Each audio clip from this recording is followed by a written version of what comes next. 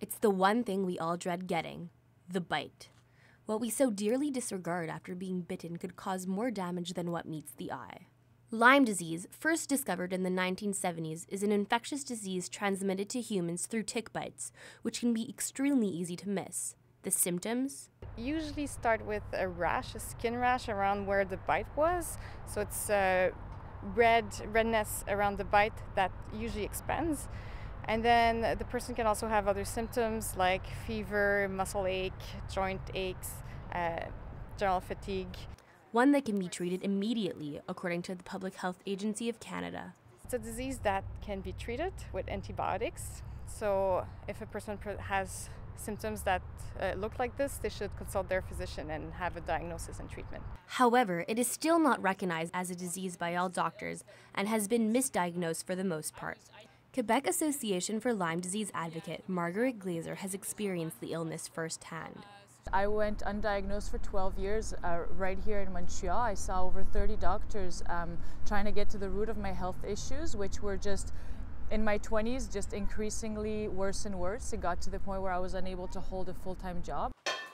Mother and daughter Lucy Riddle and Ty Ferrier have both experienced the disease, but their diagnosis came at the cost of their health. I was sort of 10 years old when I got it, so I got really sick at first, but you know, I'm sick and I'm a 10-year-old, so doctors told me that I was going through puberty, and that was what was wrong with me, as I was responding badly to going through puberty. Which isn't the most uncommon situation for a 10-year-old, but when the symptoms had not subsided, she knew something was far more severe. We did the test again, or we did different tests, and we eventually found it, but it did take 6 years of being sick to find something that was actually wrong.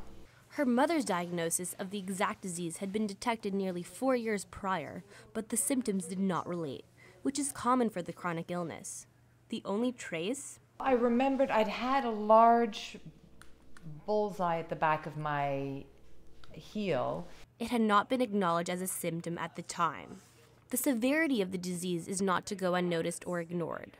In 2015, there were 700 new cases of Lyme disease reported to the Public Health Agency of Canada.